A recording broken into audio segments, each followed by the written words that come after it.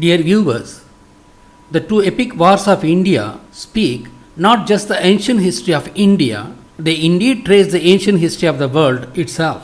You could have got the glimpse of it when I published the research videos on Mahabharata. Now it is the turn of Ramayana.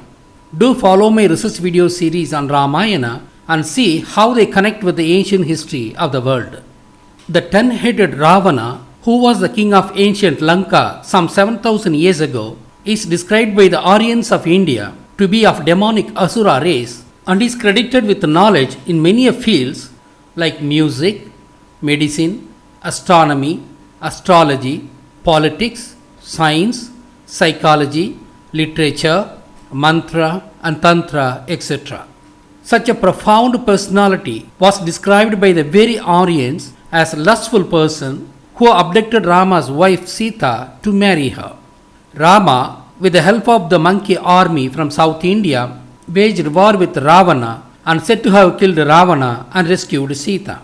However, the existing Sanskrit narration of the epic is a fraud, and I am extracting the real history behind this epic through these research videos. To lay the foundation for this research, I am revealing the true identity of Ravana in this first video. After publishing similar videos on Indran, his son, and Kumbhakarnan, his younger brother, I would start the decoding process. The mythological names are not the given names of the respective personalities, but they are the title names which describe a specific attribute of the respective personalities. Through these titles, ancient Tamils preserved the history of those individuals and the history of the land connected to these individuals. For instance, the given name of the historical person Buddha was Siddhartha, which means endowed with wisdom, as was named by their parents. But his title Buddha meant that he discovered a brand new idea. Puttam in Tamil means new. The sage who preached a brand new and great idea was named Buddha, which is a deformation of Puttam meaning new in Tamil. In the same way, Ravanan was also a title name only, and we actually do not know his given name, as he wasn't a historical person but a Puranic personage. What is the meaning of Ravana? In the name of Ravana, there is a book known as Ravana Sanhita, which is still being followed in North India. Even though it is said to cover many fields of knowledge, it is primarily known as a book of astrology. We know that astrology is closely associated with astronomy. If someone from ancient world wrote a book on astrology, he then should have definitely been an astronomer. All the 7 planets were known to humans from the times of Murugan. We know it so as Murugan created Saptamada deities, each representing one of the 7 planets. But Murugan did not seem to have created astrology. However, Murugan was aware of the effects of moon on living beings, and hence, to counter its influence on human embryos, he started Pradosham worship to prevent procreating sexual activities of humans for about a week near no moon day every month. Ravana, who was aware of all the 7 planets that Murugan knew, observed their movements and estimated their orbital periods. Following Murugan's view on the effects of moon on humans, Ravana theorized the effect of each of the 7 planets on humans, and based on this theory, he created the science of astrology. We shall even conclude that it was Ravana who initiated astrology for the first time. The next personality that we know who practiced astronomy and astrology was Mahabharata Sahadevan, who lived 2000 years after that of Ravana. But we are not aware of his individual contribution in these fields. The other immense personality in these fields of knowledge was Vishnu, who lived about 1000 years after the Mahabharata war. It was Vishnu who created the shadow planets called Rahu and Ketu and the 12 zodiacs, and designed the calendar called Panchangam that Tamils follow to this very day. It was he who included Rahu and Ketu and the 12 zodiacs into the existing astrology. Using Rahu and Ketu, he could predict the occurrence of solar and lunar eclipses for the first time in the history of mankind. The Mayan god of astronomy, the Kukulkan, is nothing but Vishnu. That invariably means that Ravana's astrology should have been based only on the 7 planets. Contrary to the simple historical fact, if Ravan Samhita uses 9 planets and 12 zodiacs, then it should have been modified by somebody in recent times.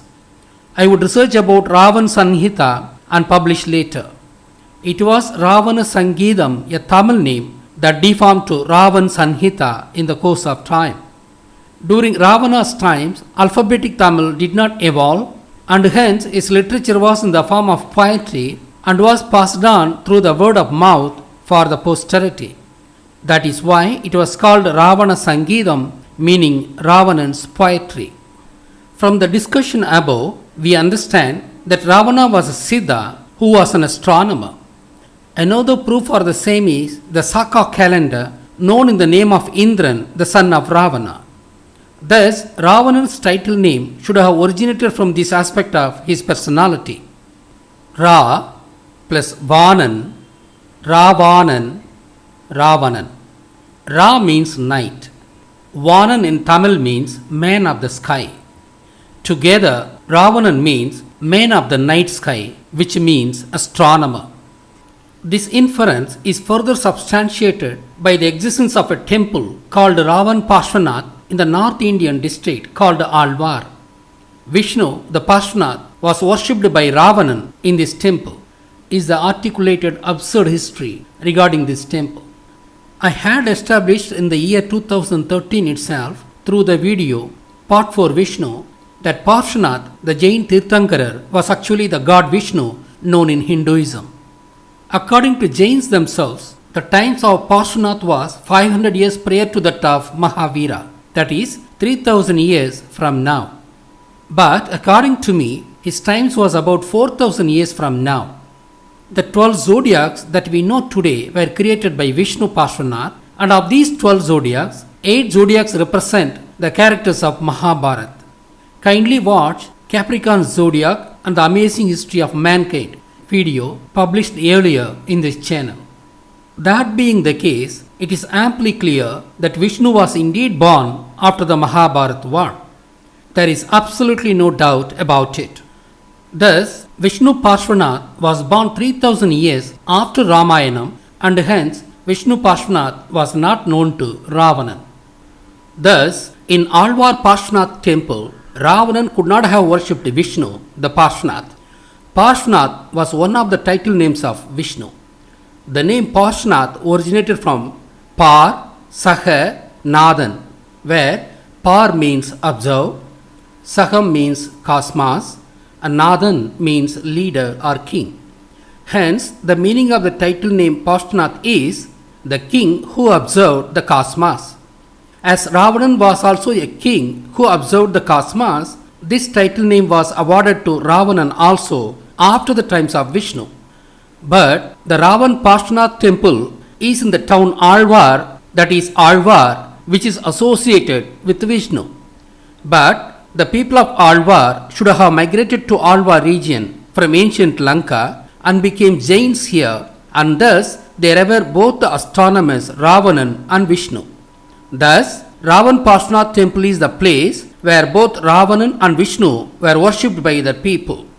Thus, it is established that Ravanan was an astronomer, and hence his title name should have originated from this aspect of his history. We shall now take up Ravanan's 10 heads. There are only 2 interpretations for this. The first interpretation is as follows. Ravana was an expert in 10 different streams of knowledge. To metaphorically represent this fact, he was picturized with 10 heads. The second interpretation is as follows. Ravanan was an astronomer. There were only 7 planets at his times. Hence, he should have originally been picturized with 7 heads before the times of Vishnu and 9 heads after the times of Vishnu. Either of these 2 interpretations could be right. That means his heads were not biological heads, as it is foolishly described in Sanskrit scriptures, but are metaphoric heads.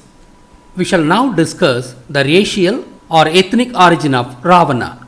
He was an Yaksha. Ravana belongs to Kubera community, and Kubera was an Yaksha. Moreover, a section of the Nepalis were the descendants of Ravana, and one of the Nepalese kings was called Yaksha Malla, and hence it is very obvious that Ravanan was an Yaksha. Yakshas were the mountain people, and hence Ravanan was a Paraya and Kurava. As Shiva was also a Paraya and Kurava, Ravana worshipped Shiva, his forefather. As Yakshas lived on the mountains, and as Kandi was the mountain region of Lanka, Ravanan originally belonged to Kandi region. However, Ravana's capital was Jaffna, situated in the northmost part of Lanka, which is called Yalpanam in Tamil. How do I state this? Kuberan was the king of Lanka before Ravana, and Ravana took charge from Kubera, and hence Kubera's capital was obviously Ravana's capital too. Here, I have to emphasize that Ravana did not take the charge through force as is wrongly portrayed. It was a smooth transfer of power by a process called Mahasammadam, which was a result of consensus among the Siddhas of the land.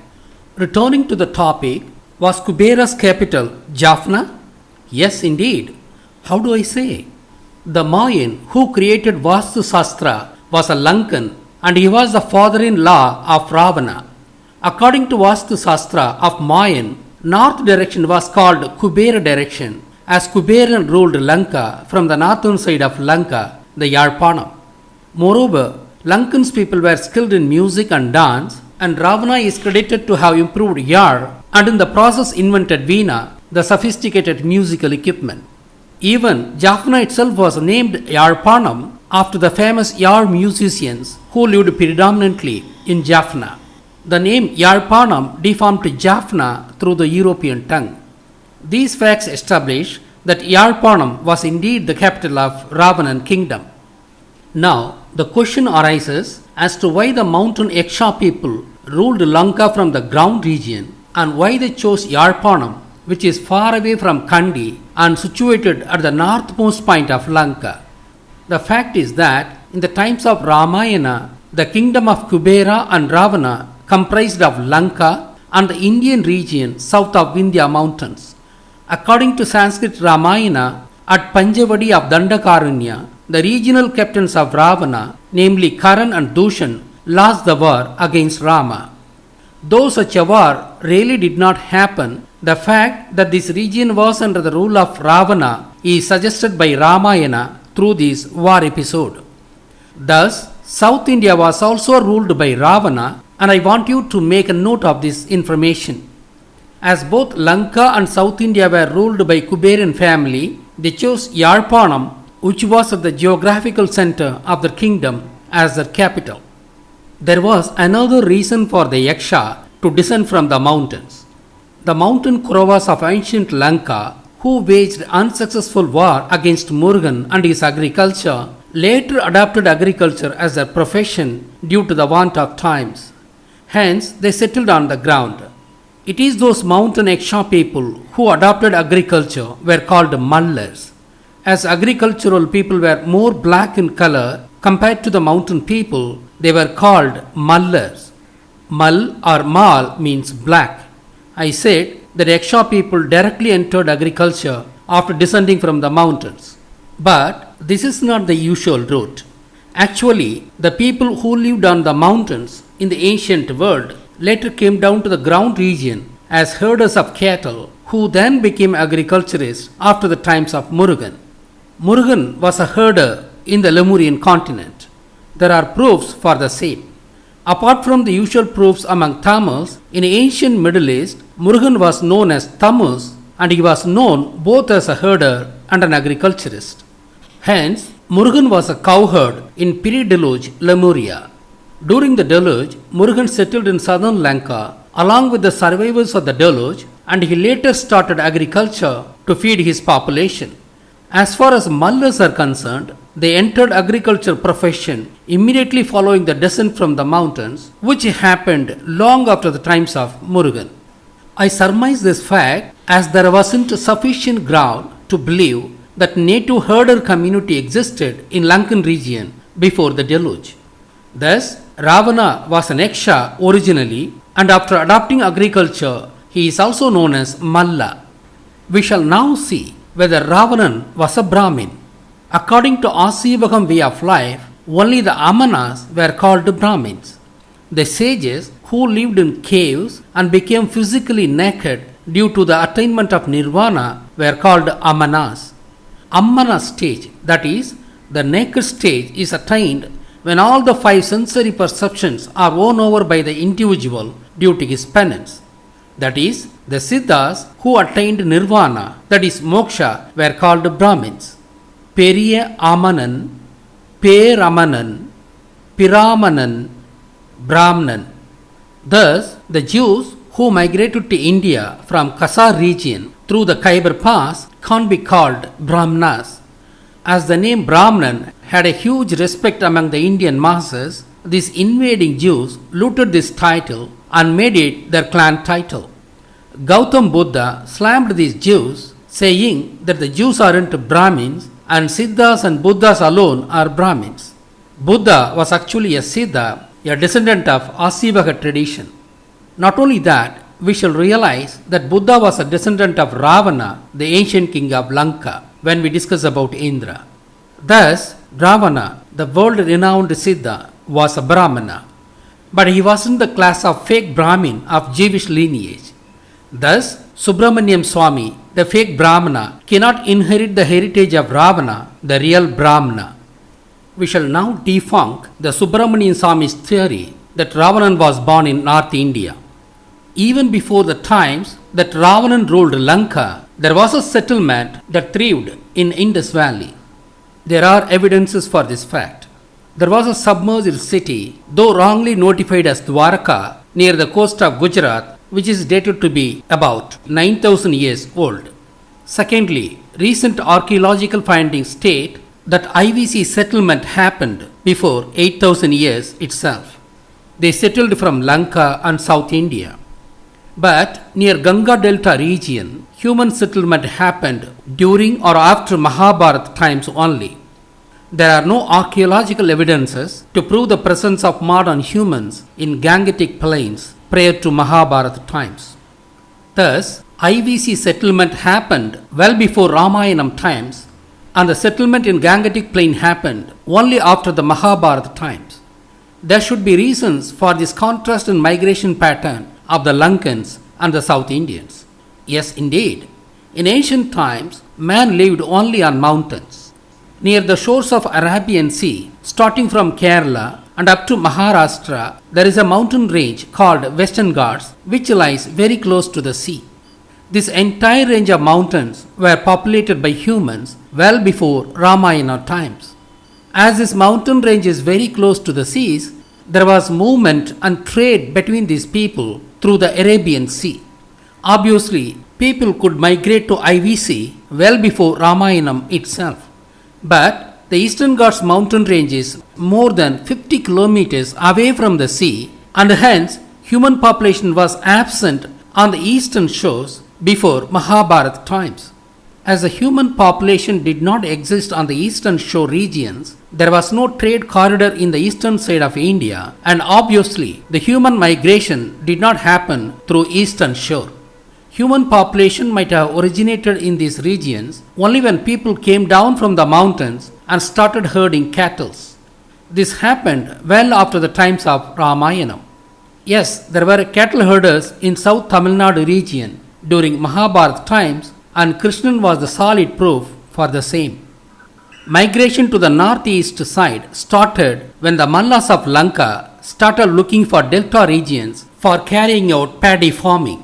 When they started paddy farming near Tamarabarni Delta region by destroying the forest, the Mahabharata war started.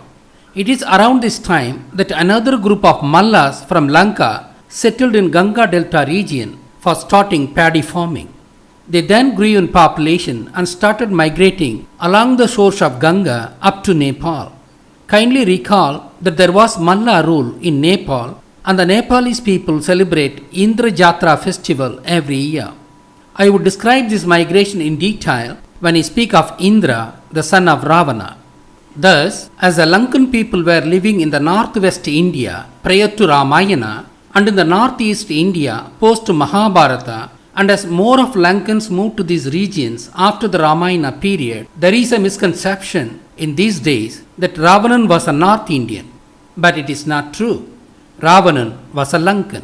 Mayans Vastu Sastra, which was based on Lankan landscape and it having been created before Ravana's rule of Lanka, proves that Ravanan, Mayan and Mandodari belong to Lanka and not North India. Kindly watch my video on the origin of Vastu Sastra. We shall now discuss the flying machines of Ravana. It was true that Ravanan had flying machines.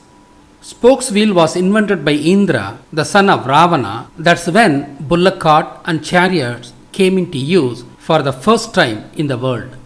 The Tamil word Yentiram, meaning machine, originated from the name Indiran, the inventor of wheel. Is there a machine without a wheel?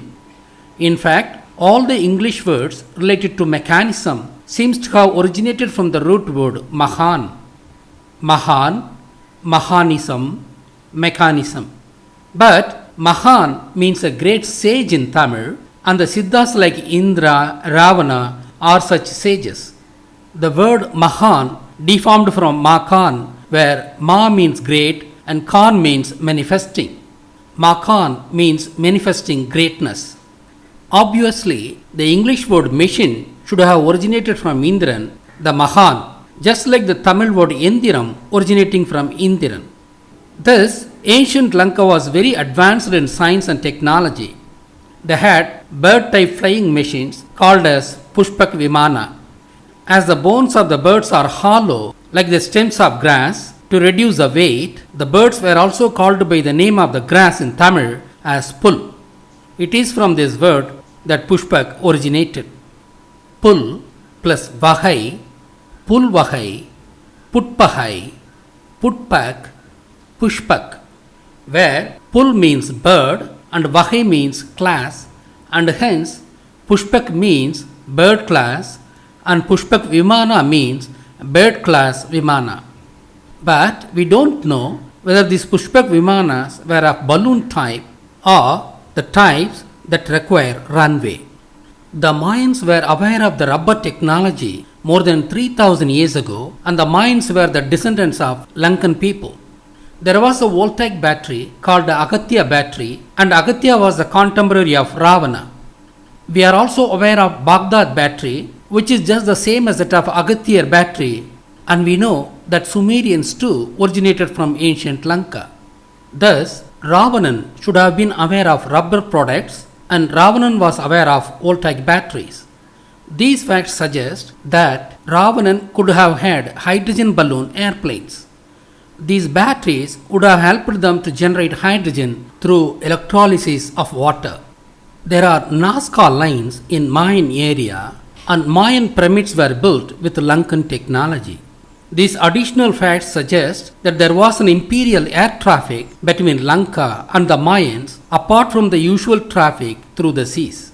Moreover, aircraft-like objects were excavated in Mayan archaeology, which substantiates this air traffic theory. The Egyptian pyramids were also built by Lankan settlers in Egypt region. This is established by the fact that the Egyptian gods are associated with the Kundalini Yoga, which originated from Lemuria where Shiva lived and Lanka where Murugan lived. The discs on the heads of Egyptian gods represent Kundalini Chakra, and the associated snake represent the Kundalini snake. Horus of Egypt is Shiva the Orion, and the Amun of Egypt is Murugan. There are plenty of facts to prove that Egyptian pyramids were built by Lankan settlers in Egypt. In those Egyptian pyramids too, we are able to spot aircraft-like carvings which connects Lanka with ancient aircrafts. In Ellora cave temples also, Ravana is portrayed with a jet-like flying machine as brought out by Praveen Mohan of Phenomenal Travel Videos. Thus, Ravana had flying machines indeed. Next, we shall discuss the claim that Sinhalese inherit Ravanan's fame. I would publish about Vijayan, from whom Sinhalese race descended, and his relationship with the lion, and the connection of his forefathers with Buddhism through a later video. Vijayan having come from North India about 2500 years ago, and Ravanan having existed about 7000 years ago, there is indeed no direct connection between Sinhalese and Ravana. Moreover, Ravanan was a Tamil, as is known from his name, and that of others like Kubera, Indra, Kumbhakarna, Mayan, etc. Establishing the ancient language of Lanka as Tamil, a very ancient seal was discovered in Jaffna area, which bears the same information through two different scripts, one being the Indus script and the other being the Tamil Brahmi script.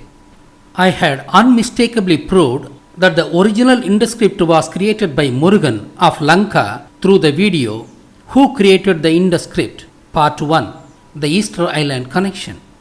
Murugan headed the second Tamil Sangam and it was located in southern Lanka. The Brahmi script of Tamil was created in South India during 3rd Tamil Sangam about 3500 years ago, which according to me was headed by Vishnu, who ruled the whole of India from Trichy. The dual script Jaffna seal should have obviously existed at a time when the transition from Indus script to Brahmi script was happening. Hence, this seal is many a thousand years old. This and the other Brahmi inscriptions found in Lanka proves that the ancient language of Lanka was Tamil. However, even the Proto-Sinhala, which was a derivative of Prakrit, could not be traced in Lanka beyond 2nd century BC. The current Sinhala language is a mixture of Prakrit, Pali and Tamil. Thus, Sinhala was in the ancient language of Lanka. Even if Vijayan originated from Saka clan of North India, I feel that it is quite possible his descendants in Lanka cannot inherit Ravana's heritage directly. The Mayans, Nepalese, Bengalis, Egyptians, Persians and Siberians too shall claim the heritage of Ravana, as they are also of Saka clan, and Sinhalese too claim similarly and not more. Just because the Sinhalese are living in Lanka now, they cannot inherit Ravana's heritage more than that of Tamils. The Sinhalese, who were the original descendants of Lankan Tamils, shall claim the shared heritage of Ravana through Lankan Tamils only. The primary right to inherit Ravana's heritage lies with Tamils only, who speak the same language that Ravana spoke and who continue to live without break in the same area which was the kingdom of Ravana. As the Tamils of Lanka are racially targeted and exterminated by the Sinhalese, I have to make this explicit statement of fact. We shall now see whether Sigiriya Hill could have served as a palace of Ravana. King Ravana lived in Jaffna and his palace should have existed there only. However, as Ravana was an astronomer and as astronomy could be conducted from hilltops only, he was indeed associated with the Sigiriya Hill, which is a very convenient hill for making astronomical observations. The pyramids of the world were constructed using the architectural principles of Mayan, primarily for astronomical observations, and they were built in plains where mountains or hills were absent, as is the case with the Mayan region and the Egypt and Sumerian desert plains. No such pyramids were constructed in Lanka or India, as there are plenty of hills and mountains. Sigiriya Hill being an astronomical observatory, there could have been a guest palace on Sigiriya Hill for assisting the royal Kauravas, including Ravana, for undertaking astronomical studies. As it is a small hill, a royal palace of governance could not have existed on it. Why was Ravana called as Rakshasa king? The ancient Tamils were expert in every conceivable field of knowledge and they possessed a huge corpus of literature in all these fields. But the Jewish Brahmins, who considered themselves as a chosen people of the god, were at the abyss as far as their knowledge stock was considered. They were obviously jealous on Tamils, and that is the reason that they waged 3 wars on Tamils in the course of history. The first of it is known as Ramayanam War, and it was waged to destroy Lankan Pandyas by Rama the Jew about 7000 years ago. The second of it is known as Mahabharat War, and it was waged to destroy Tirunelveli Pandyas by Sagni the Jew 5100 years ago. The third of it is known as Kalapirar War, and it was waged on Madurai Pandyas by Parasurama the Jew from Udupi in the 3rd century AD. The Pandyas fell only in this third war.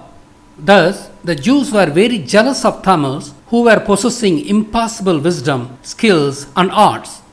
The Jews also felt that the excellent skills obtained by Tamils through their Siddha practice as magical. Hence, the Indian Jews looted the epics from Tamils and recreated them with doctrine in Sanskrit, portraying Tamils as evil people, and that's how Ravana is being described as Rakshasa. Pity is that the word Asura or Rakshasa actually the deformed forms of Tamil word Arasan meaning king. They got deformed so when the Jewish Brahmins pronounced them. Their hatred for Tamils, which started in the times of Ravana, continued till the times of Prabhakaran and beyond. There is no democracy in India. It's all Brahmanocracy.